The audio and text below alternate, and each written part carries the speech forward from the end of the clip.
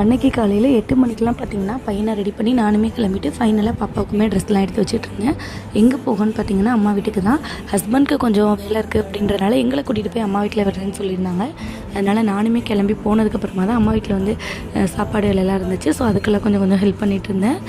நீங்கள் இப்போ தான் என்னோடய வீடியோ ஃபஸ்ட் டைம் பார்க்குறீங்க அப்படின்னா கண்டிப்பாக என்னோடய சேனலை சப்ஸ்கிரைப் பண்ணிட்டு பாருங்கள். ஸோ சமையலுக்கு ஹெல்ப் பண்ணிவிட்டு அதுக்கப்புறம் வந்து நானும் ஹஸ்பண்டும் பார்த்திங்கன்னா வெளியில் ஷாப்பிங் போகலான்னு கிளம்பியிருந்தோம். நாங்கள் வந்து வம்சாக்கு தான் வந்திருந்தோம். ஸோ கொஞ்சம் பர்ச்சேஸ்லாம் முடிச்சுட்டு அதுக்கப்புறம் சாரியும் இருந்துச்சு, அதையுமே கொண்டு வாங்கிட்டு அதுக்கப்புறம் வீட்டுக்கு போயிட்டோம். நாங்கள் வீட்டுக்கு ரிட்டர்ன் போகும்போது பார்த்திங்கன்னா 2 மணிக்கிட்ட ஆகிடுச்சு.